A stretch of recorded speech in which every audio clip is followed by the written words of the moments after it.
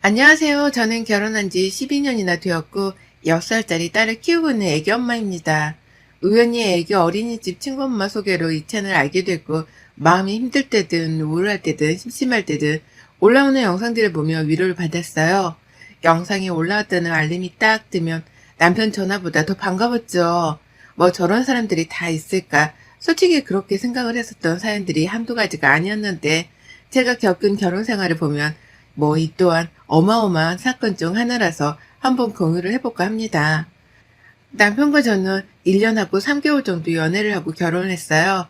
원래 결혼이란 게 막 느낌이 온다고 하는데 저는 남편에게 느낌이 왔다기보다는 이 사람이랑 헤어지고 또 다른 사람을 만나서 처음부터 다시 시작하는 게 하기 싫었습니다.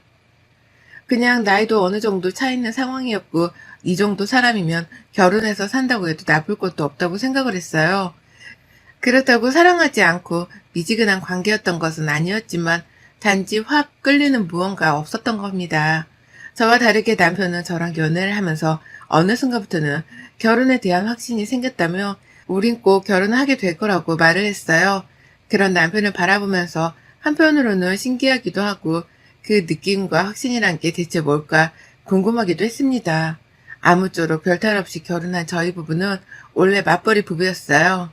제 직업 특성상 야근이 잦았고 남편은 칼퇴였죠. 그렇다 보니 늘 저녁을 홀로 챙겨 먹어야 했는데 점점 시간이 지나니까 남편은 이게 불만이 돼버렸나 봐요. 하루는 제게 이런 말을 하더라고요. 당신이 야근하는 거 어쩔 수 없다는 건 알거든? 근데 하루 이틀도 아니고 결혼하고 내내 저녁을 혼자 먹으니까 결혼한 건지 안 한 건지도 모르겠어. 그리고 나 음식 진짜 아무것도 못하는 거 알잖아? 해보려 해도 진짜 모르겠고 배달시키면 또 왜 이렇게 과하게 시켜 먹냐고 뭐라고 하고 어쩌라는 건지를 모르겠어. 여보, 근데 그건 좀 아닌 것 같아. 차라리 혼자 밥 먹는 게 외롭고 쓸쓸하다고 했으면 나 너무 미안하다고 이해도 가고 막 그랬을 건데 당신의 지금 그 이유는 밥 차려줄 사람이 필요한데 없어서 힘들고 짜증나 정도로밖에 안 들리거든. 그래서 기분이 진짜 별로 안 좋네? 아니, 내 말은 그런 뜻이 아니잖아. 그러게 말하기 전에 정리 좀 해서 말하지 그랬어? 기분 너무 상한다. 나도 힘들어 죽겠거든? 그렇게 야근하고 와서 씻고 바로 뻗어서 겨우 몇 시간 자고 일어나서 당신 아침 차리잖아. 그 새벽에 쪽잠 자고 일어나서 아침을 한식으로 매일 차리는 게 쉬운 줄 알아? 당신도 직접 손으로 못해 먹으니까 대충 알 거 아니야. 여보, 지금 싸우자는 게 아니야. 그래, 싸울 이유 하나 없어. 이건 당신이 나에 대한 배려가 너무 부족하다는 생각이 든다. 그냥 나도 말할게.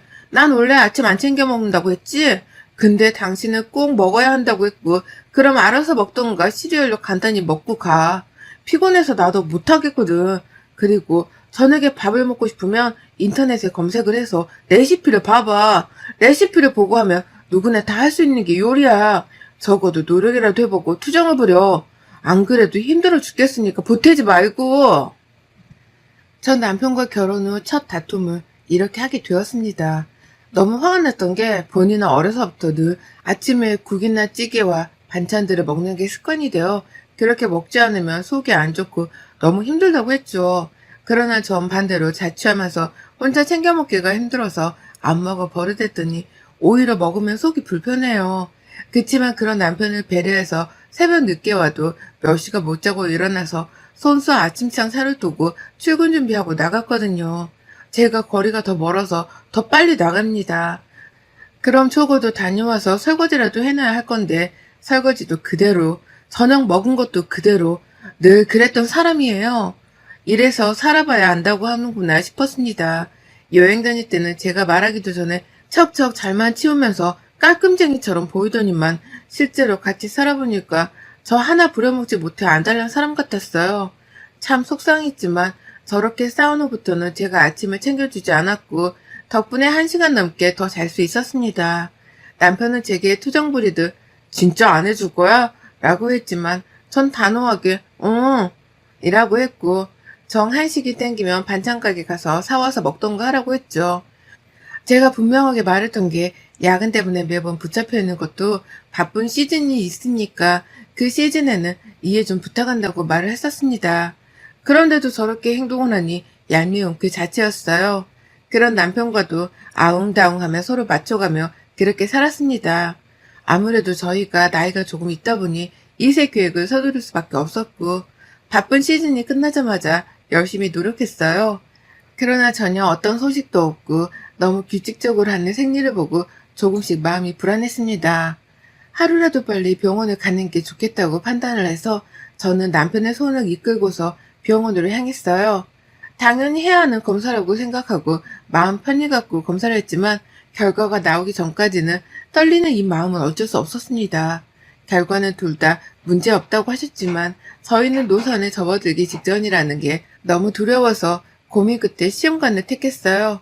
난임 부부가 정말 많다고 했지만 제가 또 그 길을 걷게 될 줄은 몰랐습니다. 시험관 해보신 분들은 아실 테지만 그거 한두 번이 아니라 몇 년씩 끌고 가게 되면 사람 멘탈이 다 나가죠. 그렇게 저희 부부는 4, 5년 정도 시도를 했습니다. 그 사이에 임신 성공을 한 적도 있었지만 결과는 유산이었죠.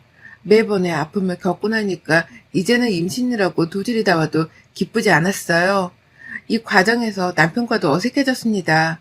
제가 많이 힘겨워하니 늘 미안하면서도 힘을 내달라는 게 남편이었고 전 그 말이 너무 듣기 싫었어요. 힘내지 말라고 해도 알아서 낼 건데 힘을 내달라고 하는 건 꼭 아이를 갖자는 말 같아서 너무 부담스럽고 마치 저 때문에 못 갖는 것 같아서 싫었습니다.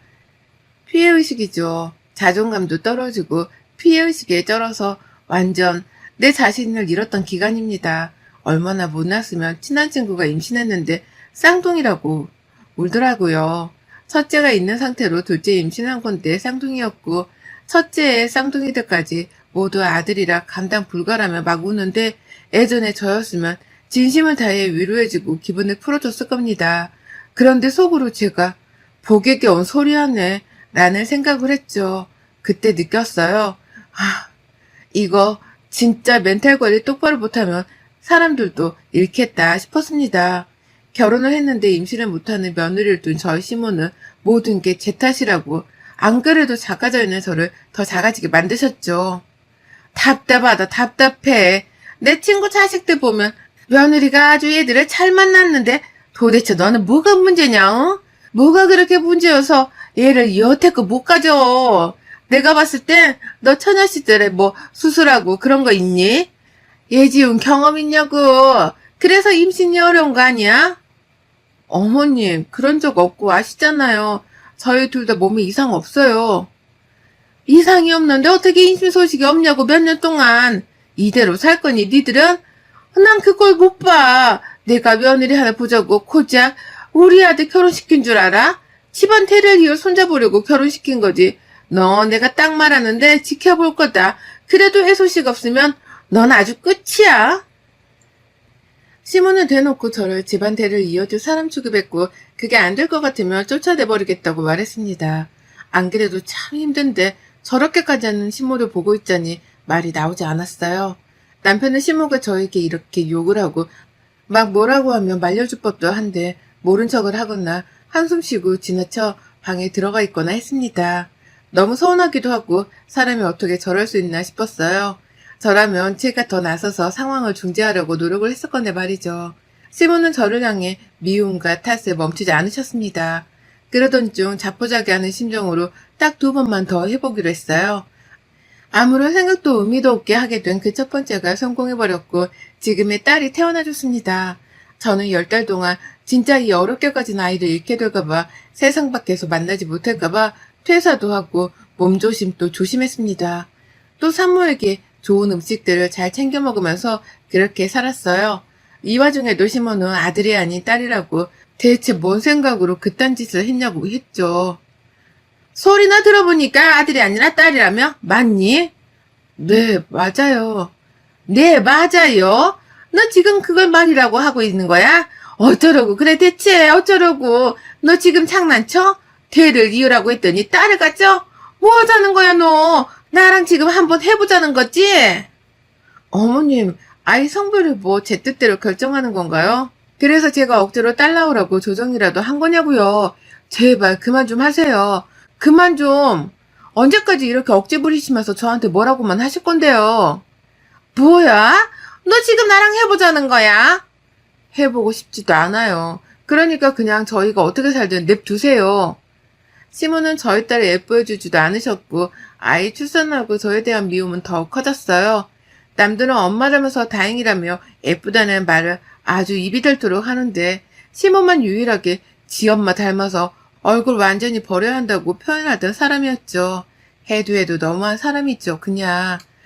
그렇게 우여곡절 끝에 어렵사리 낳은 딸아이는 너무 자주 아팠어요. 단 하루도 마음을 놓을 수 없을 정도로 입원 생활을 거의 밥 먹듯이 했죠. 그렇다 보니 자연스레 저는 복지가려던 꿈이 날아갔고 애를 키워야겠다는 생각이 더욱 커졌습니다.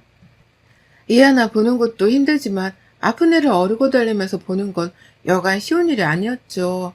지 몸이 아프니 짜증이 잔뜩 나있고 그러니까 징징거리고 띵강 부리는 딸아이는 단 한시도 제 곁을 떠나려고 하지 않았습니다. 늘 엄마 하면서 저만 찾았고 누구에게 맡길 수도 없었어요. 얘 잠든 사이에 샤워라도 하려고 했는데 글쎄 그 사이에 깨서 대성 통곡을 하는 탓에 씻다 말고 뛰어가서 얘 달래기도 하고 막 그랬습니다.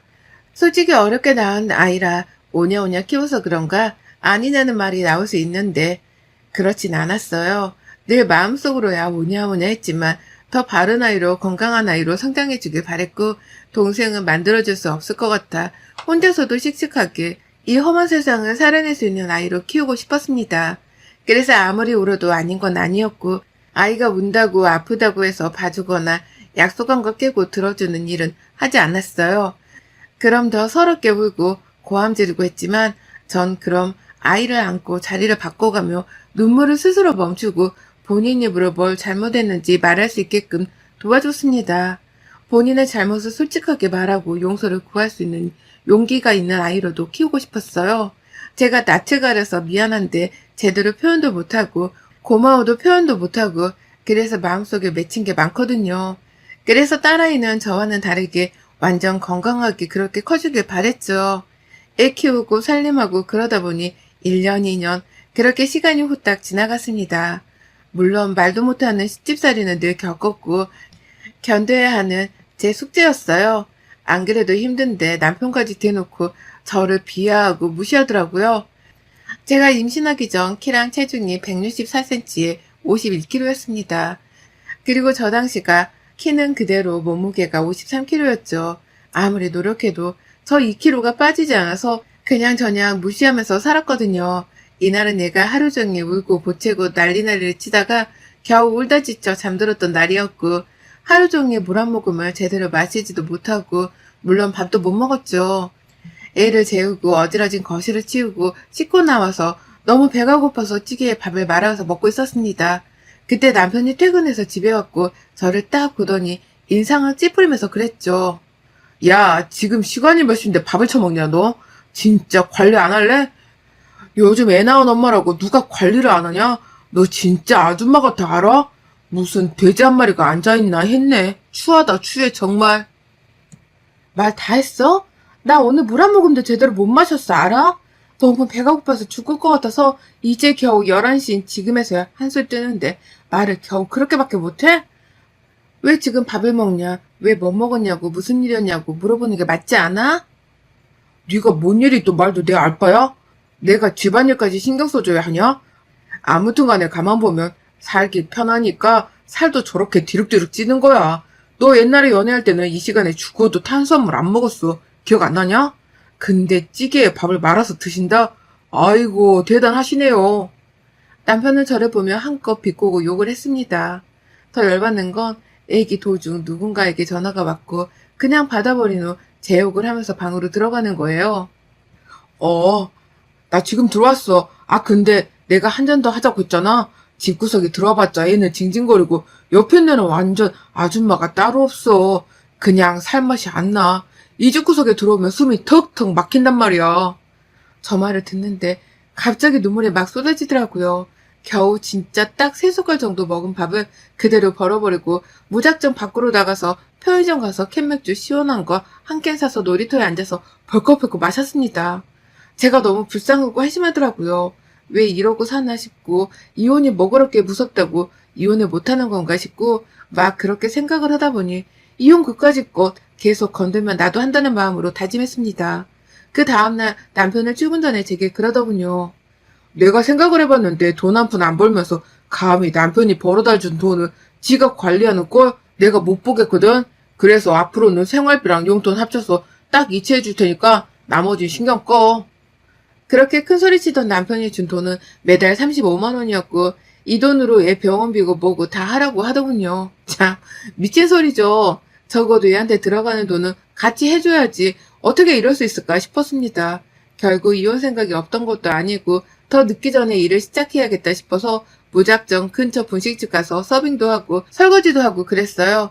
그러다 지인 소개로 예식장에서 안내 도우미 일을 하게 되었습니다. 정말 오랜만에 정장에 구두까지 신고 한껏 꾸민 후 일을 하니까 저도 사람이 된 것 같더라고요.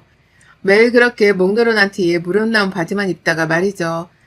일이 너무 즐겁고 행복했고 아기가 어린이집에 있는 내내 전 열심히 일했습니다. 남편은 제가 어디서 뭘 하는지 관심도 없었어요. 제가 번 돈은 혹시 몰라서 쓸 돈 조금만 빼두고 다 모아두고 있었습니다. 그러다 어느 날 피곤에 쩔어서 설잠이 들었는데 갑방스런 남편이 술이 떡이 돼서는 안방으로 들어온 거예요. 놀래서 뭐하냐고 나가라고 했는데 저를 꽉 끌어안더니 머리까지 쓰다듬고 한숨을 쉬더라고요. 순간 너무 놀랐습니다. 이 사람이 왜 이러지 싶었어요. 그런데 그 순간 남편은 그랬죠. 솔미야, 내 사랑 솔미야. 오빠가 얼른 진짜 공개적인 내 여자를 만들어줄게. 늘 미안하고 너무 사랑해. 제 이름은 소리인데 솔미를 사랑한다? 아, 바람피구나 싶었습니다. 전 바로 발버둥 치며 저리 가라고 했는데 힘을 이길 수 없었고 그냥 열받아서 급소를 발로 살짝 쳐버렸어요. 그러자 악하는 비명을 지르며 아주 뒹굴뒹굴 하더라고요. 그런 남편 놈을 질질 끌어서 거실에 팽개치고 혹시 몰라 잠든 딸방에 가서 아이를 데리고 안방으로 와 문을 잠그고 잤습니다. 낯설지 않은 솔미라는 이름, 분명 제가 아는 사람 같은데 기억이 나지 않았고 한창 고민 끝에 2판 4판이라고 이혼을 결심한 후 지인을 통해 업체 하나를 소개받았죠. 제가 아는 지인의 친구가 실제로 남편이 바람나서 이혼할 때 이 업체를 통해서 도움을 받았다고 했습니다. 그래서 저도 도움을 받았어요. 모든 증거는 싹 수집을 했고 변호사를 통해 제 사건을 접수하고 상간소송 준비와 이혼소송 준비를 다 해뒀습니다. 그 후 남편이 일하는 학원으로 찾아갔어요. 그때 저를 보고 놀라는 신입 병아리 강사 하나가 보였죠. 안녕하세요 사모님 뭐래? 병 있어 너? 말을 그렇게 버벅이면서 무슨 강사를 해. 몸 팔고 들어왔니? 너랑 뒹군 내 남편 데리고 와. 여보 여기 무슨 일이야? 여기 지금 학부모님들도 계시고 학생들도 많으니까 우선 진정해봐. 남편 뺨을 확 차버리고 이어 상간녀 머리채를 확 휘어잡고 남편을 쳐다보며 말했죠. 넌 내가 호구 같았겠다. 5년을 시험관에 도전해서 겨우 얻은 딸 하나 키우자고 온몸 불사지르면서 사는 네 와이프는 아줌마 같고 밥 한 끼 못 먹는 네 와이프가 늦은 저녁 겨우 밥 말아서 밥 먹으면 돼지 같으면서 겨우 이딴 어린 년이랑 바람이 나서 그렇게 뒹굴었어? 전 그리고 이후 불륜 증거가 담긴 다양한 사진들을 곳곳에 집어던졌어요. 그러자 학부모와 학생들은 우성이며 막 주웠고 수습 불가였죠. 이거 마이크인가 봐. 자자 들으세요. 여러분 저는 결혼 12년차 된 여기 계신 이현중 강사님 와이프예요. 슬아이 6살짜리 딸아이를 두고 있죠. 그런데 이제 막 들어온 신입 강사랑 사진과 카톡 내용을 보시면 아시겠지만 너무 진한 관계더라고요. 집에 있는 딸이랑 와이프는 관심도 없고 둘이 알아서 살으라고 한 달에 35만 원 쥐어주는 게 끝인데 말이죠. 하루가 멀다 하고 일하고 예보고 살림하고 그렇게 호구처럼 산 결과가 바로 이거네요. 억울해서 어디 조용히 이혼하겠어요? 뒤집어줘야지. 저뿐 아니라 내 딸한테서 아빠를 사라지게 만든 죗값까지 똑똑히 치르게 해줄 거야, 니들은. 사모님 죄송해요. 그런데 정리할 수도 있어요. 저 진짜 이제 시작이라서. 나랑 얘기하자 여보. 집 가서. 이제 시작? 말 잘했네. 그래 나도 이제 시작이야. 여러분 영상도 찍고 널리 맘카페도 학부모들에게도 소문 좀 내주세요. 이것들 학원에서도 그지됐던데 아이들 공부하는 신성한 교실에서 말이 됩니까? 상상도 할 수 없죠. 더러운 것들. 야 니들 인생은 그냥 아작난 거야. 알겠어? 제게 무릎 꿇은 남편과 상간잎밤을 한 대씩 더 쳐주고 남편에게 말했어요. 오늘 안에 당장 집에 와서 네 짐 다 빼가. 안 그럼 내일 사람 불러서 싹 다 빼버릴 거야. 오늘 이후로 네가 우리 집 온다? 그럼 죽어친 입으로 경찰 부를 거야. 내가 니네 엄마 안 찾아가는 걸 다행으로 여겨라. 그 후 집에 와서 그놈 짐을 다 현관에 집어던지고 있었는데 시모가 왔더군요. 오자마자 제 뺨을 치료하길래 손을 확 잡고 되려 제가 연속으로 쳐버렸어요. 당신이 뭔데 감히 내 뺨을 쳐? 천박하게. 더 맞기 싫으면 조용히 입 다물고 네 아들 짐이나 챙겨서 가. 경고하는데 딱 1시간 내로 니들 안 나가면 그땐 어떻게 되는지 보자고. 너무 재밌을 것 같지 않니? 돌았어? 돌아도 완전히 돌았어. 입 다물라고 경고했을 텐데 뭐 뺨 더 맞고 싶은 건가? 바로 짐을 다 챙겨서 허겁지겁 저들어 나갔고 그 이후 이혼, 상간소송 모두 승소하며 깨끗하게 마무리했어요. 물론 저것들은 학원 바닥에 제대로 소문이 나서 정말 망해가는 학원이 아닌 이상 받아줄 곳도 돈도 없었죠. 그래서 유튜브 방송을 시작했는데 매일매일 욕만 먹다가 그것도 접었더군요. 원래 인생은 주는 대로 받는 법 아니겠습니까? 여러분의 생각은 댓글로 남겨주세요. 오늘도 시청해주셔서 정말 감사합니다.